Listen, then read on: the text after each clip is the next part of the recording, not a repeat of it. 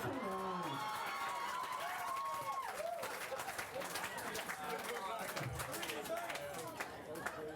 Between the two of you, who is the better driver?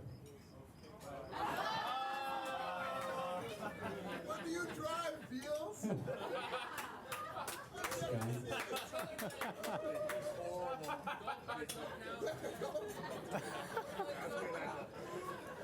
Between the two of you, who has control of the checkbook? Oh, what?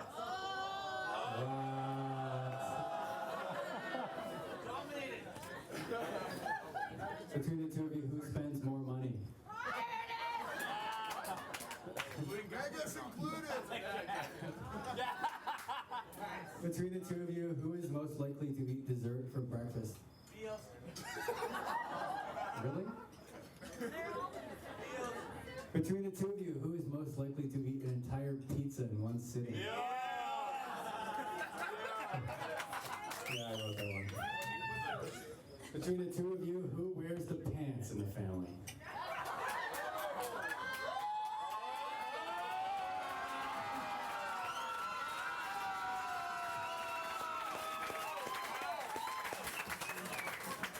Very nice, very nice. Between the two of you, who is in charge of the remote control? Yeah, I knew that one. Between the two of you, who is most likely to leave the house and randomly return with a newly purchased pet bunny? Between the two of you, who is the biggest baby when they get sick?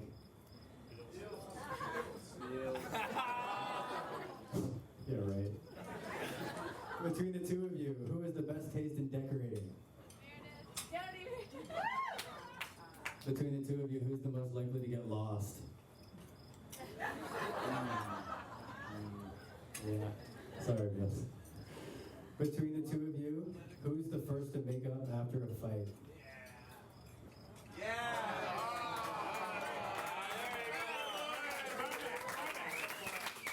Between the two of you, who's the one who started the fight in the first place?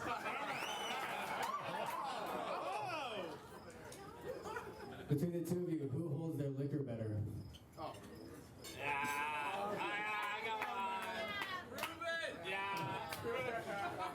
Between the two of you, who spends the most time on their BlackBerry? Yeah, just put it out there right now. Between the two of you, who spends the most time getting ready to go out? Who goes up? Between the two of you, who has the bigger wardrobe? Between the two of you, who is the most stubborn? Yeah. Between the two of you, who's the most likely to wake up grumpy in the morning?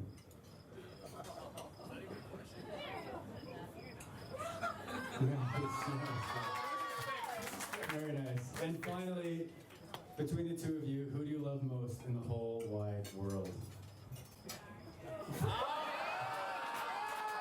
Wow. Thank you, man. We now ask Meredith's mother, Tony, to come up and give the champagne toast. Meredith and Jason, members of the wedding party, family and friends. Welcome to this wonderful celebration of the marriage of Mason. I'm nervous.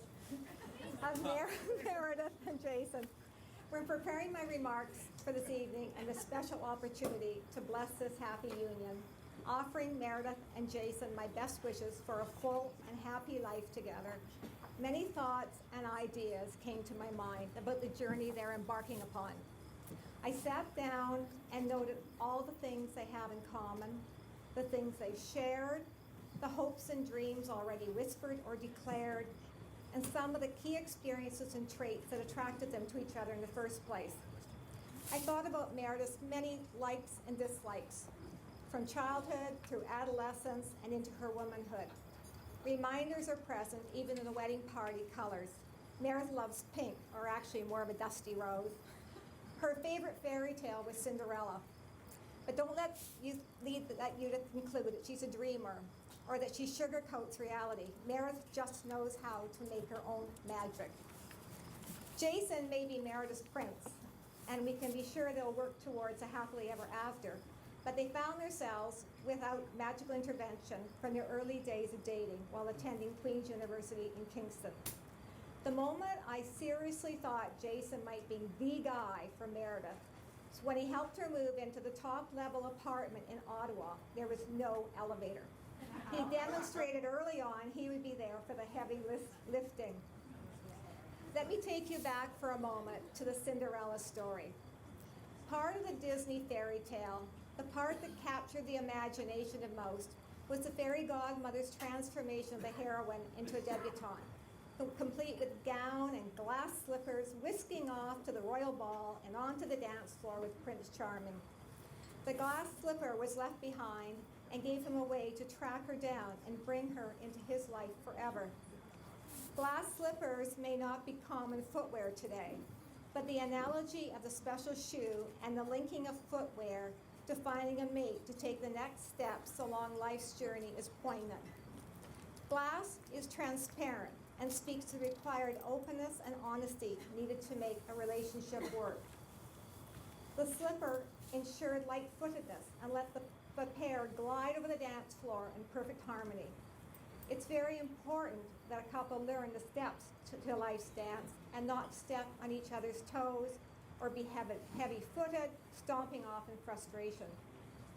The message again is the importance of being in step, of going in the same direction, of holding gently on to each other, not to be out of sync, dancing to his or her own beat. Every fable has a lesson, and from Meredith's favorite tale, it is clear that the happy couple set off casting the footprints of love on life's path together. I love that image. The footprints of love leave a mark, and they do mark a pathway. The first steps that Meredith and Jason took as infants were made in the security of familial love. They both learned to walk confidently and to select paths wisely. As they carefully took the steps that led them to today and the decision to merge their life's journeys, I look upon two young people with much in common and differences that serve them well. Meredith and Jason share wonderful personal traits of kindness, generosity, loyalty, and consideration for others. They both have strong, loving families ready to support them as needed. They both focus on success, on building a good life, and on making a difference along the way. Both have enjoyed travel, including a trip together to Punta Cana. Intuitively, they know that if one does not travel, one has only read one page in the book of life. They also love animals, a contributing factor, no doubt, to the choice of an outdoor wedding reception, complete with gardens within which rabbits run wild. And what a pair! A JD in law from the University of Toronto and presently a junior associate at Oster Hoskin Harcourt LLP. A double major undergrad from Queen's and an MBA from Western, and now embarking upon a career at Macquarie Securities. I don't think there's much that they cannot accomplish. The footprints of this love will soon be found along the sandy beaches of Hawaii. Meredith and Jason will have a much-deserved chance to leave work, gowns, and tuxedos behind to find peace and quiet and to bask in the strength of their love and respect for each other. The author of Be Thankful for Your Troubles states, and I would like to quote from the book, "Happiness is to be found along the way, not at the end of the road, for then life's journey is over. Today, this hour, this minute is the day, the hour, the minute, for each of us to sense the fact that life is good, with all its trials and troubles, and perhaps more interesting because of them. I look at our beautiful bride and groom, knowing what wonderful people they are in their own right, and what a dynamic couple they make as they step forth today. They go forward now knowing life is good, and together they can tackle and conquer the trials and troubles along the way. There can be no doubt that Meredith and Jason can stay the course. Theirs will be a life of joy, love, and a family. It will be a path well marked. As mother of the bride, I know I'm not losing my daughter. I am sharing in her newfound joy. I too am warmly welcoming Jason as a member of our family. I'm proud to be here and to let all of you see what I see at this moment as we watch them place their first footprints together. Could I ask each of you to stand, please, and raise your glasses? Ms. Meredith, Catherine Ashton, and Jason Adam Beals take the first steps in their new life together. As they start that journey along the sandy beaches of Hawaii, may they share in the knowledge that the footprints they leave in the sands of life will include times when only one set appears. There will be times one may have to carry the other through difficulties. Those will be the times that their love isn't tested, but proven. To Meredith and Jason.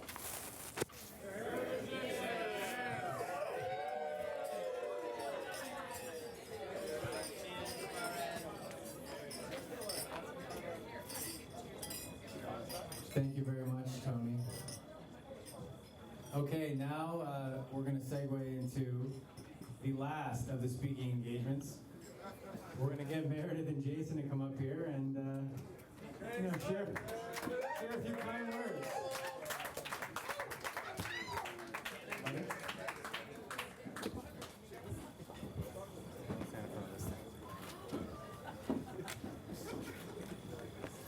That's good.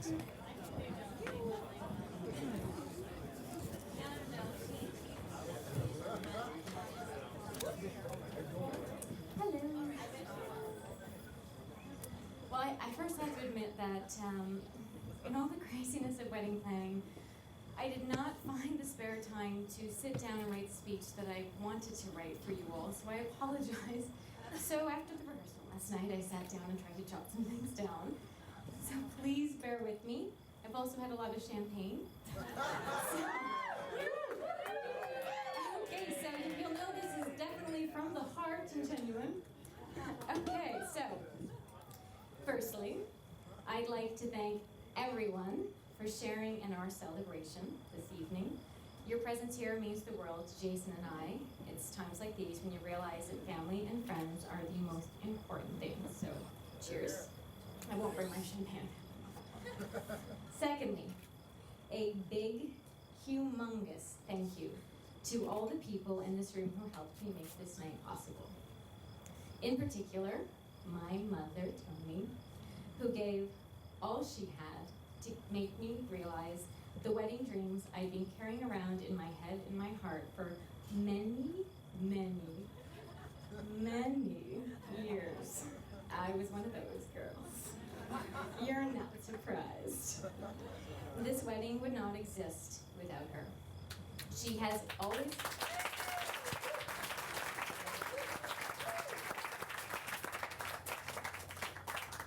My mom has always been my dream catcher. My lofty ideas float her way, and she always manages to make them come true. Whether it was an idea for a crazy Princess Halloween costume, a prom dress from New York, or my bridal shower, before you knew it, Mom waved her magic wand and it happened. I feel so blessed to have such a caring, thoughtful, generous, and determined person in my life, especially on a special day like this. Thank you, Mom, for making all my dreams come true over these last 29 years, and especially in these last 8 months of wedding planning. I love you very much. To my sister, Courtney, the maid of honor, my brave, patient, positive maid of honor, also known as the mediator, during these past 8 months. Court was my wedding rock. She made butterflies and pom-poms and listened to my freakouts and complaints and dried my tears when wedding stress got the better of me. But this comes as no surprise, since she's always been there for me through thick and thin. She is a constant in an otherwise chaotic life. I cannot wait to return the favor when she walks down the aisle.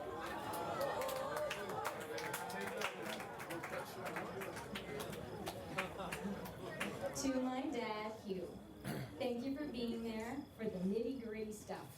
The heavy lifting, the errands, the drives to Barrie, and to the outskirts of town for antique teacups and Italian soda, which I now know are not at every grocery store.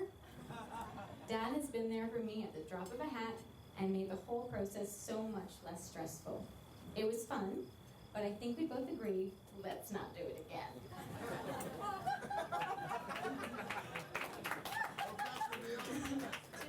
To the Beals family, Thank you for welcoming me into your home and family 7.5 years ago. I have delighted in sharing many a holiday and can't wait till Thanksgiving when I'm an official Beals. Thank you also to the Beals sisters, Mary, Allie, Patty, and Jenna, for throwing Jason and I an amazing wine shower last weekend. And to Ruth and Jenna for helping my wedding plans along the way. To my bridesmaids, these are pretty girls in peach and pink. Thank you for joining me today, for being by my side as I took the leap. I adore each of you and feel blessed that I am enriched by each of your unique and special personalities and lives. I cannot ask for better people to share my good and bad days with, and now that I'm with Jason, I know we'll be sharing predominantly good days for a very long time. And finally, to my new husband. That's the first time I've said it. Husband. Jason Adam Beals. Getting to this point was a long time coming. And I don't just mean because we dated for an eternity. The fact of the matter is, at a very, very young age, I caught on to the fact that there's nothing more important or special than true love. Yes. I no doubt have Walt Disney to thank in part to the outlook on life. Fairy tales seem awfully nice and romantic. I bought into the whole thing. So you see, once you got it figured out, nothing else will really do. Of course, when you're in high school, it tends to end in a lot of tears and heartache for what 16-year-old boys looking for true everlasting love. So there were some tough times a couple years ago. It got to the point where I didn't know what to do other than to make some wishes on some first stars at night. And I kind of mentioned in my evening prayers that I wouldn't mind if God sent true love my way. And what do you know? Someone up there heard me, and one evening when I was walking home, minding my business, I saw the cutest boy on Princess Street.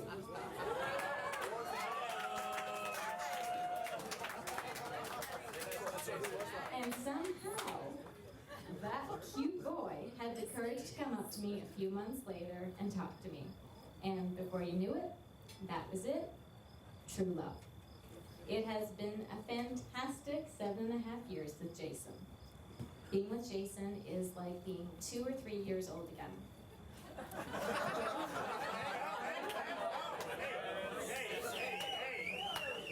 Think about it. Do you remember when you were 2 or 3 years old? You were the center of your parents' universe. You had yet to experience other people telling you you weren't fast enough, tall enough, pretty enough, cool enough. You weren't judged. You were just you, and you were loved, and you loved yourself, all of yourself, because no one told you otherwise. That is what being with Jason feels like. A calm, confident, reassuring feeling that inspires you to climb mountains, because he believes you can, and you do too. It feels wonderful to know that someone on this earth, other than your family, loves you for all the good and all the bad. So to Jason, I can think of no better way than to scratch our 7-year itch than to get itched. I love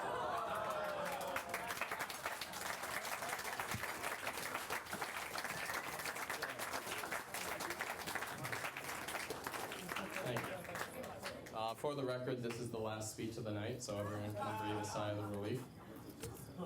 And I think I have to start off with some thank yous before I start the speech, which is thank you everyone for enduring the heat today and watching me sweat like a gorilla. It got hot in there, and you guys weathered the storm, so thank you. I'd also like to thank the groomsmen. When Zoe and John came into the back room, they looked like they went 12 rounds with Tyson, and I think we're gonna have to burn their tuxes how they were so hot. I'd like to thank their work. So let's get to it. Well, I figured there was no better way to start this off by just simply saying, it's about time. We're kicking the tires on 8 years here. This certainly could have been very awkward if it wasn't for Courtney and Gavin, actually, who have set the proxy, now rounding 10 years. So I'd like to thank them.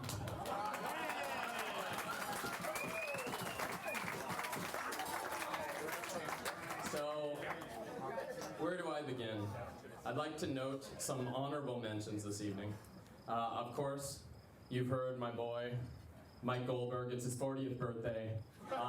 Honestly, Doug was not joking. I encourage all of you to get him a drink. Don't let him sneak out. This is his day. Let's encourage that. Happy 40th, Goldberg! And he clearly moisturizes, so that's great. I'd also like to make a few notes before I jump in. Michael McTaggart is here. He's joining us. Mike's joining us today after getting married himself to Nicole only 7 days ago today. So feel free to raise your glass to them as well. Congratulations. And we'd also like to thank everyone who came in from afar.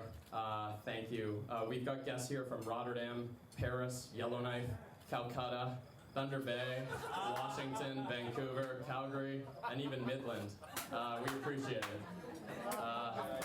And finally, two guys who made it while they're fresh out of the oven. 4-week-old babies are at home. Zolas and Corby. Thanks for making the trip. Interesting factoid. Both children were born on the same day, actually, and thank God they both look more like their mothers. So, firstly, I'd like to start with a comment about the wedding. The incredible amount of work that Meredith put into it, I'm absolutely speechless. In fact, if you look around, there's strong evidence surrounding that this planning would have taken far longer than the engagement period had to offer. I've clearly been a pawn in her little game for a while. The amount of detail that has gone into everything is incredible, although I have to concede that the table names and kissing trees were all me. Regardless, I'd like to raise a glass to the most meticulous bride in Canada before we go on. Cheers. On that note, I'd like to continue thanking those who made this event possible. Tonight couldn't have happened without the help of Tony, Bob, my mom, Ruth, Hugh, Jenna, and Court. All those who came in to offer financial and emotional support. We extend our warmest thanks, as this clearly could not have come to fruition without your help, so thank you. Hugh, your help along the process as a key consultant to Mayor has not gone unappreciated. In fact, amongst the stories of her childhood throughout this process, I now know I have rather big shoes to fill, be it in gardening, dancing, boating, or landscaping. Luckily, all my strengths currently. Regardless, I look forward to grilling you for tips in the future. My mom has pitched in right when we needed her the most, and aside from the glass thing today, has come through incredibly for us. Thanks for all of your help. Jen and Court, you were there to answer Mayor and my questions, hear us complain, and assist with various critical steps along the way. Thank you. For that point, Court, I clearly got lucky in regards to now gaining a solid sister-in-law. And aside from the fact that you can outdrink me, I feel that I couldn't have asked for a better couple for Mayor and I to make offside comments with at holiday dinners. So we look forward to it. And of course, special thanks goes out specifically to Tony and Bob. Tony has been Mayor's rock throughout this whole process. As I'm sure many of you know, there are certain items of wedding that the groom cannot necessarily offer much insight on, or for that matter, is not allowed to offer insight on. Along the way for the event, Tony was in Mayor's corner to help with the questions that I couldn't, like which shade of peach would be a better complement to flowers. She was also there to support the decisions that I didn't even know existed. She somehow found someone named the Fairy Lighting Lady to work here. Like, really? The point is that this is a great example of the family I'm now joining. I know that they will always be there for Mayor and I, and it's a great feeling to know we have more people to turn to for absolutely anything, whatever we need. Thanks for everything, Tony. You've been great throughout this whole process.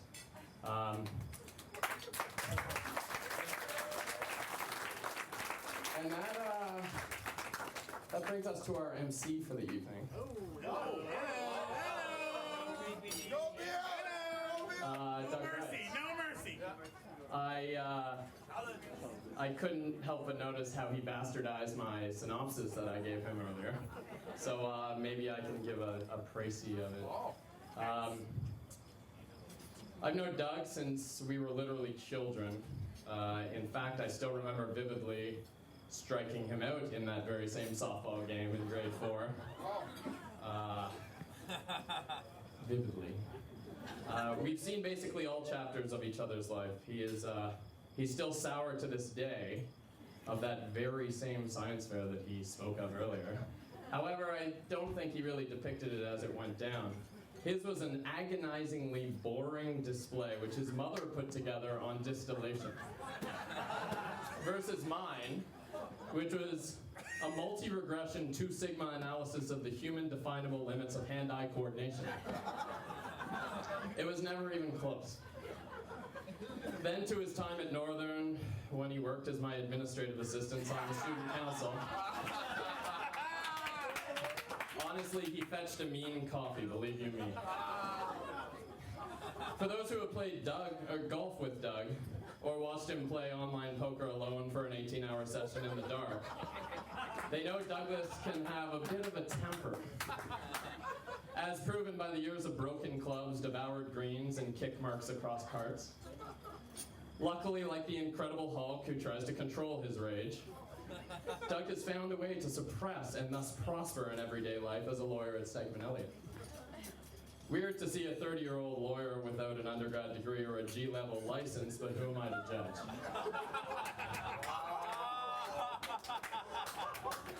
Irrespective of all this, I think Doug has done an absolutely incredible job today as MC, especially since I know...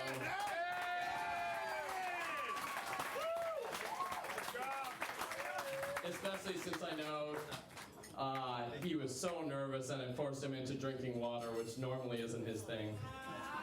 This is a perfect example of when push comes to shove. Doug has always been there for me to step up as a good friend, as you could ask, when push comes to shove. That being said, look forward to seeing a creature who we affectionately call Creepy D coming out in a few hours. You will know the transformation is complete once you see a combination of seizure-like